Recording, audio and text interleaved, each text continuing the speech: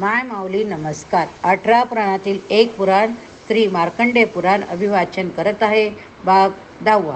श्री गणेशाय नमः. श्री सरस्वते नमः. श्री गुरुभ्यो नमः. श्री कुलस्वामिनी देवताय नमः. अविघ्नमस्तु.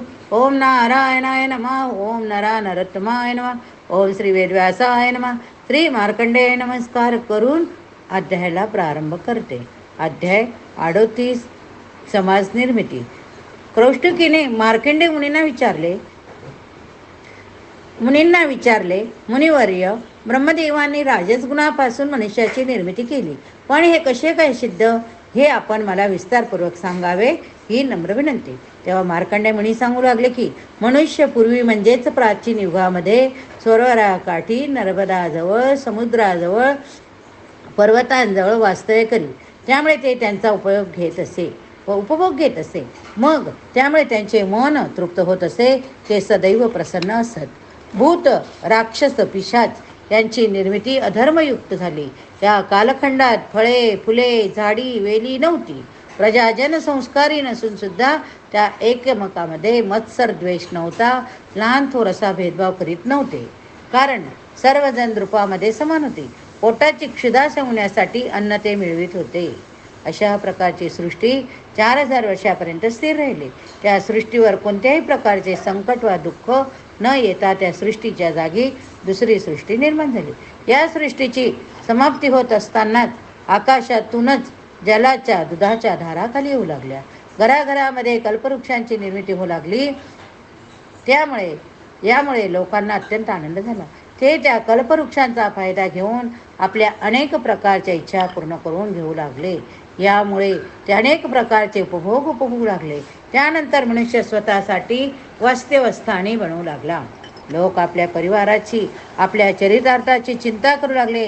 सर्व लोक क्षुधा, तृष्णा यांनी व्याकुळ झाले. तेव्हा वर्षारूपातील स्तोत्र थांबवून ब्रह्मदेवाने नदी रूप पृथ्वीवर स्थिर केले. तेव्हा अन्नधान्याची निर्मिती झाली. लोकांचा व्याकुळपणा जाऊन त्यांच्या आनंदाला उत्थान आले. सर्व लोक पुन्हा आनंदाने राहू लागले. चरितार्थासाठी कामं करू लागले. ब्रह्मदेवाने मनुष्याच्या जीवनानुसार त्रिगुणांपैकी त्यांच्यातील समाविष्ट गुणानुसार मर्यादा घातल्या आहे. मर्यादाचे पालन करणे मानवांसाठी आवश्यक. ब्रह्मदेवाने यासाठी 4 वर्णाची निर्मिती केली. कर्मशील लोकांसाठी प्राजापत्य स्थान प्राप्त केले, निर्माण केले. क्षत्रिय लोकांसाठी केंद्रस्थानाची निर्मिती केली. वैश्यांसाठी मारुत स्थान निर्माण केले. शूद्रांसाठी गांधर्व स्थानाची निर्मिती केली. तर योगी मनुष्याकरिता अमृत स्वरूप मोक्ष स्थान निर्माण केले गेले. अध्याय 39. ब्रह्माचे 9 मानसपुत्र. किती? 9.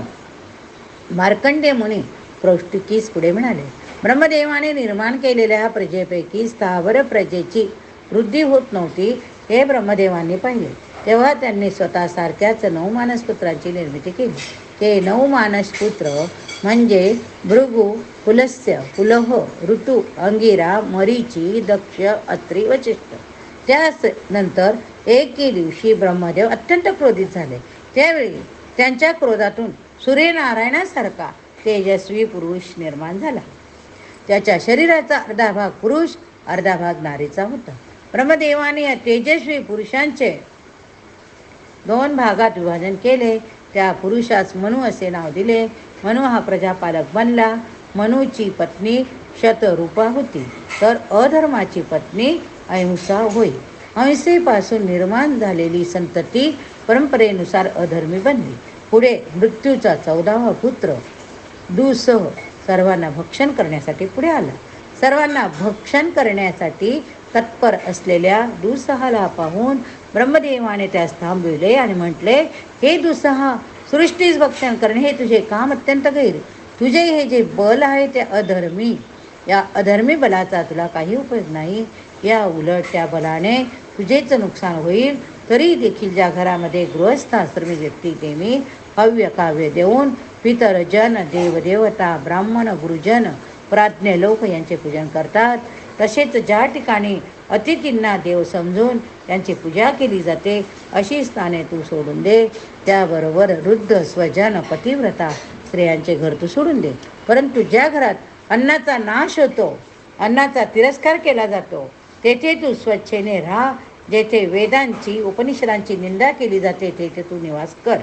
जो मनुष्य धर्म पाळत नाही, जप जाप यज्ञ वाल्को होम हवन देवपूजन विधीपूर्वक चित्तशुद्ध ठेवून करत नाही तेथे तू निवास कर.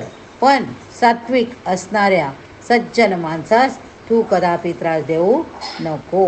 ब्रह्मदेवाची आज्ञा शिरधारक मानून दुसह त्यांच्या उपदेशाप्रमाणे वागू लागला. अध्याय 40. दुःसहाच्या परिवाराचे वर्णन. निर्माष्टी ही दुःसहाची पत्नी. निर्माष्टीपासून दुःसहाला 8 मुलं 8 मुली झाली. ते सर्व विशाल आकाराचे होते. त्यांचे कर्म अपराध याबद्दल मी थोडक्यात कथन करतो, असे मार्कंडेय मुनी कौष्टुक म्हणाले. बालकाच्या दाताला दंताकुष्टी कुटवतो, त्यासाठी त्यांच्या दातांना सरस लावावे. दुःसहाचा तथो कवी हा पुत्र मानवाच्या शुभ अशुभ कार्यामागे भाग घेतो. शकुनी हा दुःसहाचा पुत्र काकरूपात मनुष्याचे शुभ अशुभ कार्य सांगत जातो. नियोजिका ही दुःसहाची कन्या ही मनुष्यास परस्त्री आणि परद्रव्य हरण करण्यास उत्तेजित करते. यावर उपाय म्हणजे पुण्य ग्रंथांचे वाचन श्रवण करावे. त्यानंतर विरोधिनी नावाची कन्या पती पत्नी बंधू माता पिता स्वजन यांच्यात वाद निर्माण करते. स्मृती हरिका कन्या मानवाची स्मृती भ्रष्ट करते. दुःसहाच्या या कन्या पुत्रांना पुढे 38 संताने झाली. या संतानामधील विजल्पा नावाची कन्या संपूर्ण कुटुंबाचाच नाश करते. यावर उपाय म्हणजे होम हवन यज्ञवाल करावे. पिशू नावाचा पुत्र मनुष्याच्या देहात वास्तव्य करून मनुष्याचे बल कमी करतो. यावर उपाय म्हणजे ईश्वराचे पूजन भक्ती करावे. दुःसहाची कन्या ब्राह्मणी, तिचा पुत्र काकजंग घरात प्रवेश केल्यावर घराची प्रसन्नता नष्ट करतो. विद्वैशिनीचे दोन्ही पुत्र परनंदा करत असतात. यावर उपाय म्हणजे ईश्वराचे चिंतन करणे होय. अशा प्रकारे दुःसहा आणि त्यांचा परिवार ब्रह्मदेवाच्या सांगण्यानुसार अशा घरी वास्तव्य करतात की ज्या ठिकाणी ईश्वराला स्थान दिले जात नाही. या सर्वांपासून बचाव करायचा असेल तर एकच मार्ग म्हणजे ईश्वराचे भक्तिभावाने मनपूर्वक चित्त शुद्ध ठेवून नामस्मरण करावे. अध्याय 41. मार्कंडेय ऋषी उत्पत्ती कथा.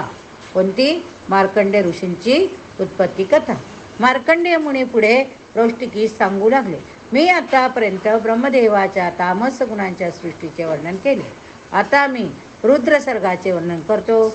8 पुत्र आणि त्यांच्या पुत्र पौत्री कल्पाच्या आधी स्वतुल्य सुताचे चिंतन करत चिंतनशील बनले. त्या 8 पुत्रांमधील नीललोहित वर्णाचा नावाचा पुत्र जो ब्रह्मदेवापासून निर्माण झाल्यावर तो रडू लागला. त्यावेळी ब्रह्मदेवांनी त्यास विचारले, बालका तुझ्या रडण्याचे कारण काय? तेव्हा तो बालक म्हणाला, हे देवा, मला नाव नाही याचे मला दुःख आहे. काय? मला नाव नाही याचे दुःख? यावर ब्रह्मदेव म्हणाले, मी तुला नाव देतो. आजपासून तुझे नाव रुद्र. आता तू धैर्य धारण कर. ब्रह्मदेवाच्या हे बोलण्यावर तो बालक अजूनही रडू लागला. त्यावेळी ब्रह्मदेवाने त्याला परत एक नाव दिले. असे 8 वेळा झाले. यानुसार त्यांनी त्याला 8 नावं दिली. ती म्हणजे 8 रुद्र होत. त्या 8ही जणांना त्याचे स्थान होते. सुपुत्र पत्नी दिली. त्या 8 रुद्र म्हणजे रुद्र, भव, शर्व, ईशान, पशुपती, भीम, उग्र, महादेव. रुद्राचे स्थान सूर्य, भवाचे स्थान जल, ईशानाचे स्थान पृथ्वी, पशुपतीचे स्थान अग्नी, भीमाचे स्थान वायू, उग्राचे स्थान दीक्षित पंडित, महादेवाचे स्थान सोम असे सांगितले. भगवान नारायणाची पत्नी लक्ष्मी, महात्मा मेरूच्या 2 कन्या आयती नियती अशी त्यांची नावं. ह्या दोन्ही कन्यानुक्रमे धाता विधाता यांच्या पत्नी. दोघींना पुढे एक पुत्ररत्नाची प्राप्ती झाली. धाता आणि आयतीचे पुत्र प्राण. या विधाता नियतीच्या पुत्रांचे नाव मृकुंडू ठेवले. मार्कंडेय मुनी पुढे कौष्टकीस म्हणाले, हे मुरकुटू हेच माझे पिता होय. आणि मुरकुटू मनस्विनीशी विवाहबद्ध झाले. मनस्विनी माझी माता. मी माझ्या पुत्राचे नाव वेदशिरासे ठेवले. आता प्राण आणि त्यांच्या परिवाराचे मी वर्णन करतो.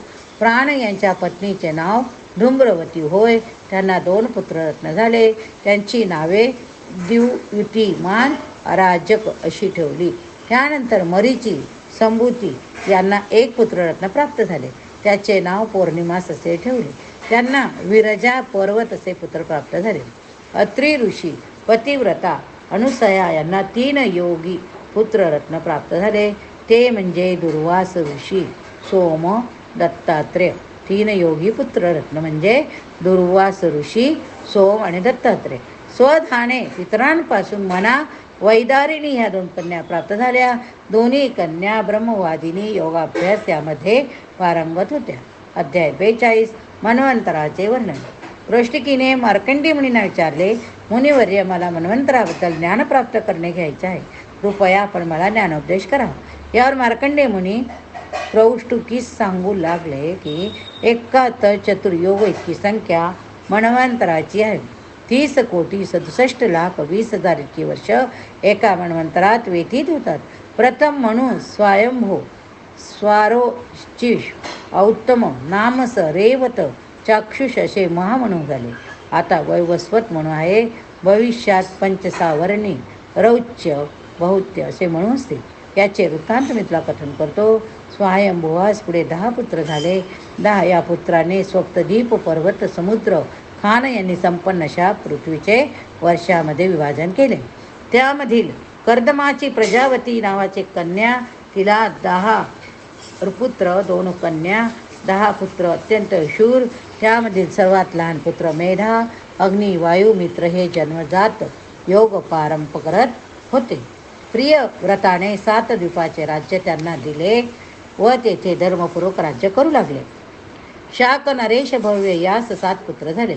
तेव्हा भव्य याने शाकचे 7 भाग करून पुत्रांना दिले. पुढे शाक राजाचे 7 भाग सप्तवर्ष नावाने संबोधित केले. याच प्रकारे क्रौच द्वीप नरेश, द्युतिमान याने राज्याचे 7 भाग करून पुत्रांच्या स्वाधीन केले. प्लक्ष द्वीप नरेशाने देखील असेच केले. प्लक्ष,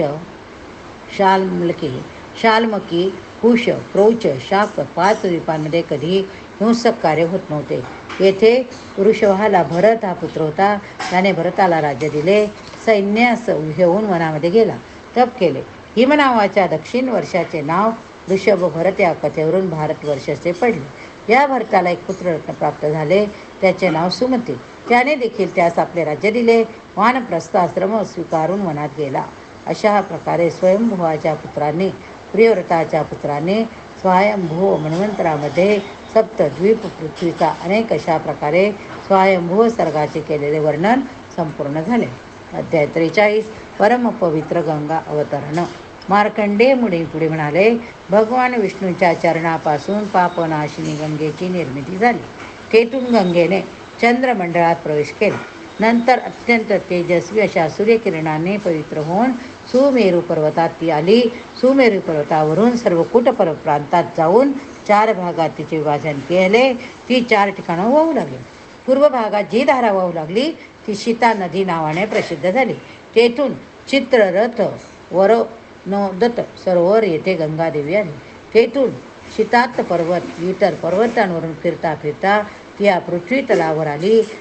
बदाश्वामध्ये समुद्रात जाऊन मिळाली. गंधमाद नावाच्या पर्वतावर अलकनंदा नदी या नावाने गंगा प्रसिद्ध झाली. अलकनंदा नदीचे सुमेरू पर्वताच्या दिशेने व्हायला सुरुवात केली. आपल्या पवित्र जलाने तेथील देवदेवतांना प्रसन्न करून त्यांचा कृपा हस्त आपल्या मस्तकी ठेवला. यानंतर अलकनंदा नदी वेगाने मानस सरोवरापर्यंत वाहू लागली.